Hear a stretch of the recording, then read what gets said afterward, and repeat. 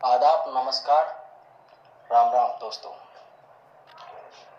आशा करता हूँ आप सब सुरक्षित, सतर्क और खुश होंगे।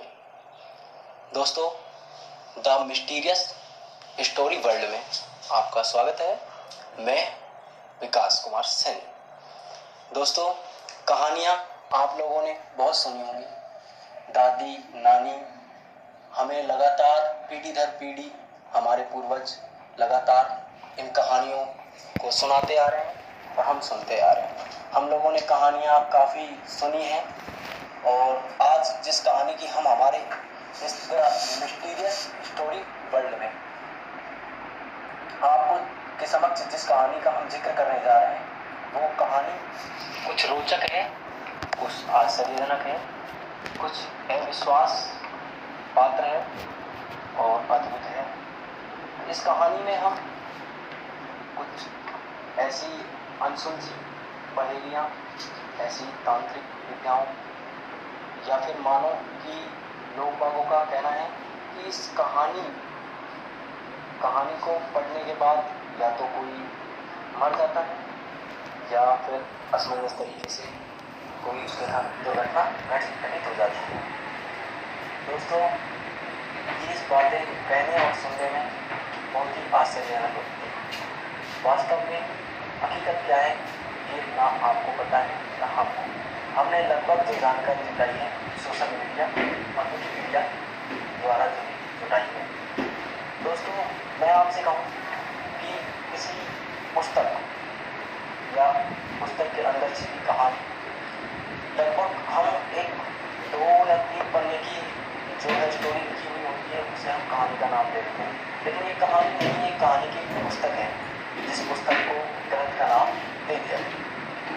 दोस्तों, मैं आपसे कहूँ कि किसी ग्रंथ को पढ़ के किसी ग्रंथ के अंदर ऐसी कुछ तंत्र विद्याएँ, तांत्रिक क्रियाएँ या फिर मानो ऐसे मंत्र जिनका उच्चारण करके जमीन के अंदर गड़ा हुआ था या किसी प्रेत, तांत्रिक या फिर अद्भुत लोग, ऐसे समाज में बहुत लोग होते हैं।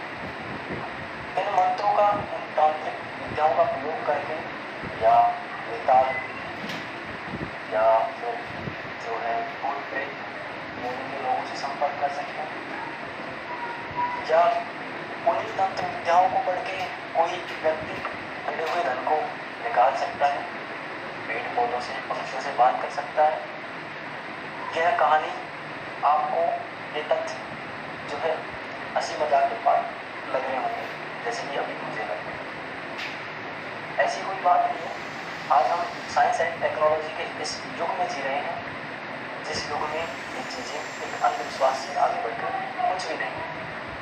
लेकिन मैं आपको बता दूँ कि एक ग्रंथ जिसको एक ग्रंथ का नाम दिया गया है, उस ग्रंथ के अंदर आज भी ऐसी तंत्र विद्याओं का उल्लेख है, ऐसी तांत्रिक क्रियाओं का उल्लेख है, जिन क्रियाओं को करके आप जो है भूत प्रेत योनि के लोगों, पेड़ पौधे, पशु पक्षियों से संपर्क साध सकते हैं, उनसे उन्हीं की भाषा में सवाल जवाब कर सकते हैं, बातें कर सकते हैं।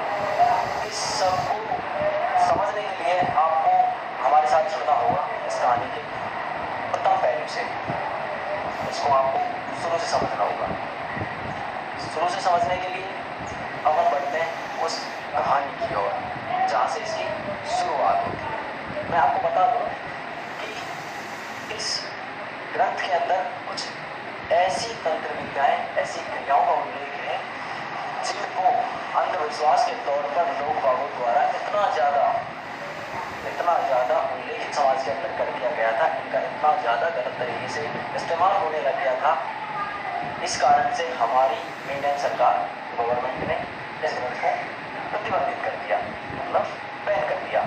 आज ये ग्रंथ आपको लगभग किसी वेबसाइट पर नहीं मिलेगा। बाकी सोशल मीडिया पर इसके ग्रंथ के बारे में लगभग काफ़ी सारी जानकारियाँ जो है मौजूद हैं, जो आप देख सकते हो। हमने भी लगभग इस कहानी के बारे में अधिकतर जो जानकारी जुटाई है वो सोशल मीडिया के माध्यम से ही जुटाई है।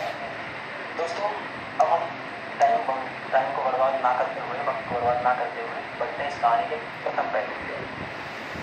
दोस्तों, एक समय की बात है, एक सामान्य सा परिवार था। उस परिवार में माता पिता और एक उनकी पुत्री रहा करती थी। पिता वेद पुराण और उपनिषदों के बहुत अच्छे ज्ञाता थे और उस समय के बहुत अच्छे जो है परिवार से वो थे। उनको अच्छा ज्ञान था वेद उपनिषदों गीता का, तो वो उसी ज्ञान को अपने बच्ची को भी दिया करते थे। उस बच्ची के साथ एक अजीबोगरीब घटना थी। उस बच्ची को रातों में अजीबोगरीब सपने आते, ख्यालात आते, जैसे कि मानो उससे भूत प्रेत रात में सपनों में आकर जो है कभी धन बताया करते थे, जो है मिट्टी में गड़ा हुआ धन, जमीन में गड़ा हुआ धन बताते थे। उसे अजीब ही तरह की तांत्रिक क्रियाओं को बताते थे। उसके साथ अजीब सी घटनाएं जो है रात के अंधेरे में अपने सपने में घटित होती थी। वो उन घटनाओं को अपने पिता को और अपनी माता को बताती, उन घटनाओं के बारे में जो सामान्यतः एक बच्चा अपने माँ बाप से ही कहेगा, वो बताती थी अपनी माता को, अपने पिता को। उनके पिता भी समझते बच्चे हैं, सपने आते हैं, कोई बड़ी बात नहीं, ध्यान नहीं देते थे, कोई बात नहीं, वक्त गुजरता रहा, माता का निधन हो जाता है। अब जो है सामान्यतः परिवार में पिता और पुत्री रहते हैं। धीरे धीरे पुत्री की अवस्था बढ़ती है और पुत्री को ये चीज़ें ज़्यादा जो है दिखाई देने लगती हैं सपनों में। उसके साथ अजीबोगरीब घटनाएं होती हैं और जो प्रेत लोग उसको दिखाई दिया करते थे सपनों में, वो उससे समक्ष आकर बात करने लगते हैं। और जो है नीलावंती उस लड़की का नाम था।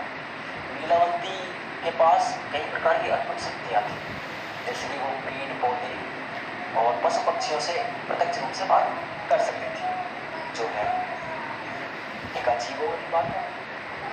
पेड़ पौधे से रात में जो है भूत प्रेत उसके सपने में आते और उसे गड़ा हुआ धन बताते, अजीबोगरीब तांत्रिक विद्याएं बताते, बड़ी देवी क्रियाओं को बताते। और एक समय आते आते जो है नीलवंती लगभग 19 से 20 साल की हो जाती है।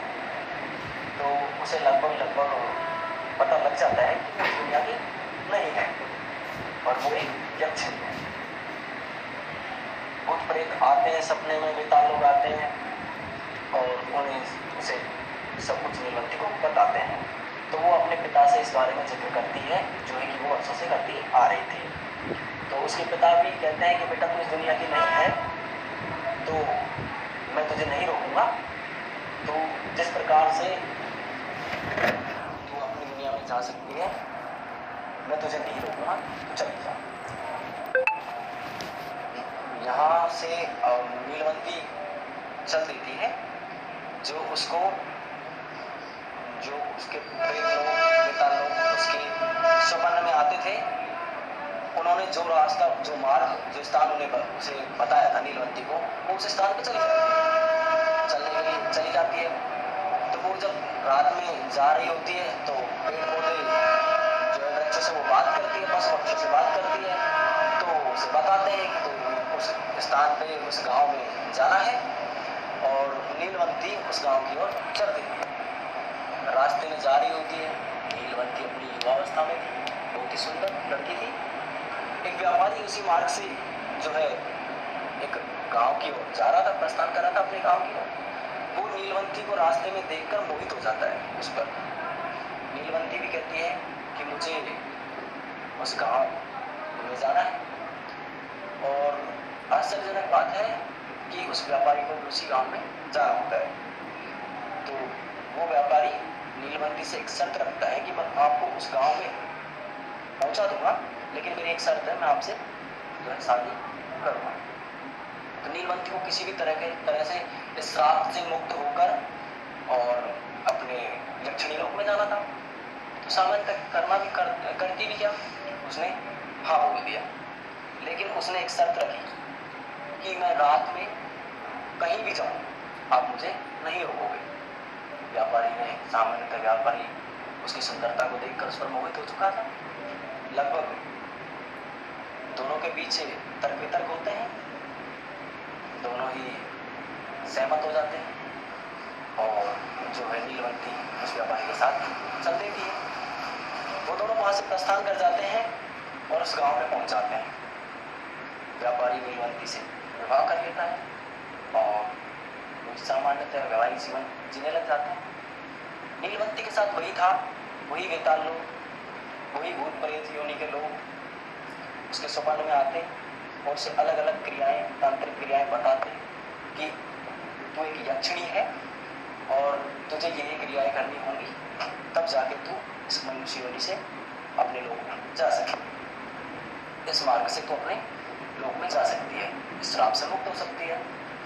तो जो है तांत्रिक वो भूत प्रेतों की बातें सुनकर जो है नीलवंती रोज रात को बाहर जाया करती थी और एक निश्चित स्थान पर जाकर जिस प्रकार से भूत प्रेत जो भी कुछ बताते थे वो उन मंत्रों को और उन क्रियाओं को एक अपनी पुस्तक में लिखती, जिसका नाम आगे जाके नीलवंती ग्रंथ है। उस ग्रंथ में लिखती, लगभग उन्हीं क्रियाओं और उन्हीं क्रियाओं को जाकर वो जंगल में करती। समय बीतता गया, धीरे धीरे धीरे धीरे उसे एक उसके सपन में एक नया जो है प्रेत योनि का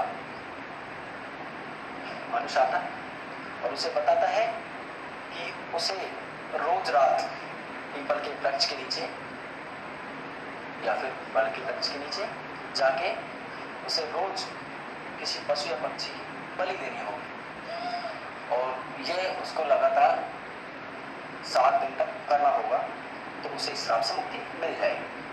नीलवंती करती भी क्या, उसे इस योनि से निकलना था, तो वो रोज रात को जाती और उस पीपल के वृक्ष के नीचे जाके जो है तांत्रिक क्रियाएं करती उसी प्रकार, और जो है किसी पक्षी की बलि देती। ये क्रियाएं वो निरंतर करती। सामान्यतः व्यापारी ने भी जो है उसको वचन दिया था कि उसे रात में कहीं आने जाने से नहीं रोकेगा, तो सामान्यतः वैवाहिक जीवन ठीक ठाक चल रहा था। एक दिन उसी गांव के कुछ लोगों ने नीलवंती को उन क्रियाओं को करते हुए रात में देख लिया। नीलवंती बलि देने के बाद उस जीव के बचे हुए शरीर को जो है खून को पी रही थी और उसके नुकीली दांत खून में सना हुआ देखकर बाकी सामान्यतः लोग भयभीत हो गए गांव के लोग। उन्होंने जाके गांव में उस व्यापारी से कहा, यहाँ आपकी पत्नी आज ऐसे ऐसे हमने वहां देखी। वो डर गया। नीलवंती आई, उसने उससे डर इतना ज्यादा भयभीत हो गया कि उसने पूछ लिया कोई बात नहीं। सामान्यतः दूसरे दिन भी वही होता है, नीलवंती रात के समय घर से निकलती है और इस दिन होता क्या है कि नीलवंती के साथ साथ उसका पति व्यापारी भी उसके पीछे पीछे चल देता है। नीलवंती उसी पीपल के वृक्ष के नीचे जाती है, उसी प्रकार तांत्रिक क्रियाएं करती है और जो है अपने श्राप से मुक्त होने के लिए पशु पक्षी की बलि देती है और ये सब क्रियाएं करते हुए उसका पति उसे तेज लेता है। वो वहां से वापस आ जाता है, नीलवंती आ जाती है।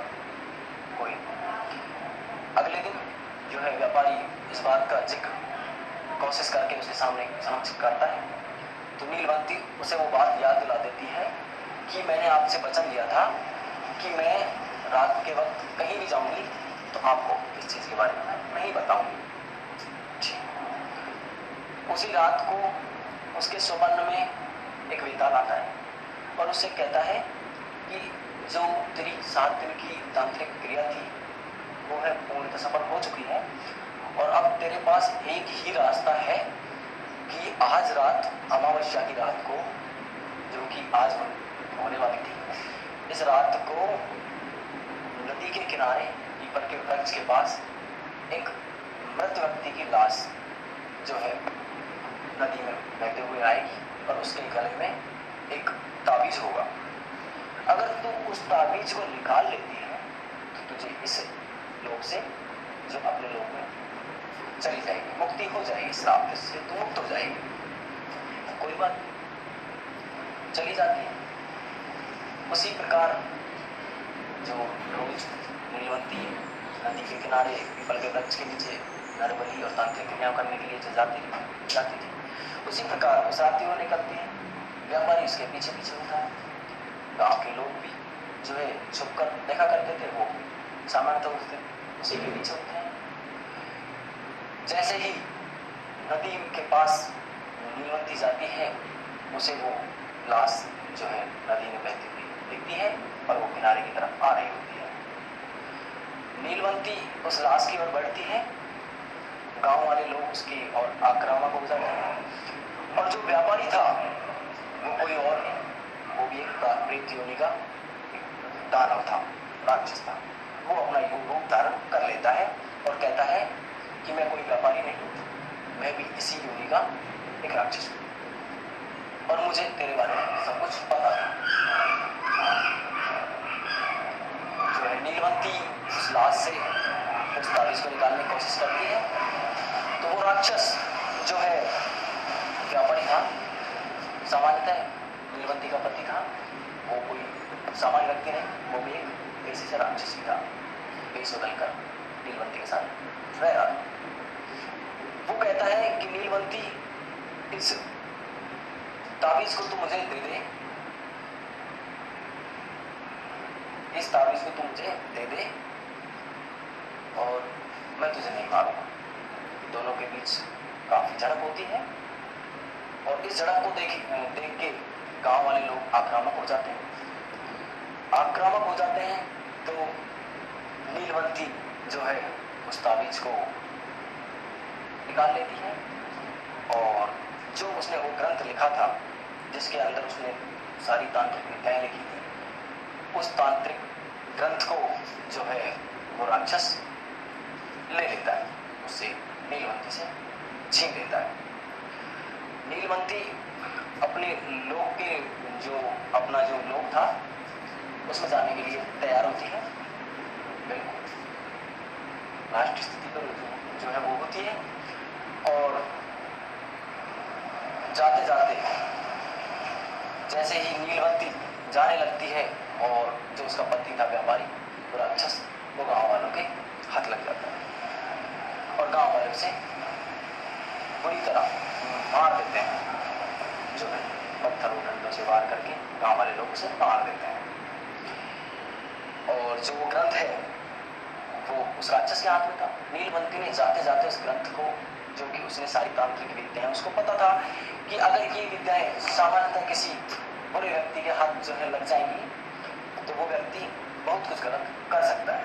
नीलवंती ने जाते जाते समय उस ग्रंथ को एक श्राप दे दिया कि गलत मंशा से जो भी इस ग्रंथ का जो मेरे द्वारा लिखित है, अगर गलत तरीके से गलत मंशा से अगर कोई भी इसको पढ़ने की या इसके इस्तेमाल में लेने की इन मंत्रों की कोशिश करेगा तो या तो मृत्यु को प्राप्त हो जाएगा या फिर पागल हो जाएगा। दोस्तों ये तो है उस ग्रंथ की बात। नीलवंती ने ये ग्रंथ लिखा था, इसलिए इस ग्रंथ का नाम नीलवंती का ग्रंथ पड़ेगा। सामान्यतः कुछ समय पहले की बात है जब ये ग्रंथ काफी ज्यादा चर्चा में बना हुआ था। काफी ज्यादा तांत्रिकों द्वारा इसका गलत तरीके से प्रयोग किया जाने लगा था। यह बहुत ही चरम सीमा पहुंच चुका था। इसके द्वारा बहुत सी गलत क्रियाओं जो भी लोग इसे पढ़ते या तो वो भ्रमित हो जाते हैं या असमंजस तरीके से उनकी मृत्यु हो जाती है या उनके साथ कोई अनियंत्रित घटनाएं घट जाती और इससे प्रयोग करने से लगभग लोगों की मृत्यु और एक अंधविश्वास बहुत ज़्यादा समाज के अंदर फैल चुका था। इन स्थितियों को देखते हुए भारत की सरकार द्वारा इस ग्रंथ को प्रतिबंधित कर दिया गया। इंडिया के अंदर यह ग्रंथ नीलवंती का ग्रंथ तय है।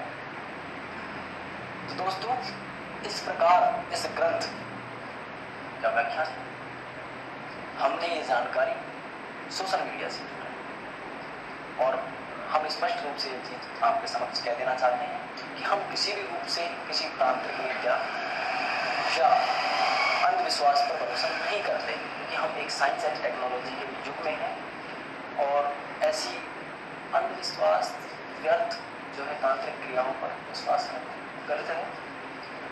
हाँ, हो सकता है ये संभव भी हो, लेकिन आज के इस युग को देखते हुए ये बहुत ही गलत और बेकार प्रवृत्ति का जो है तरीका इस्तेमाल मात्र है।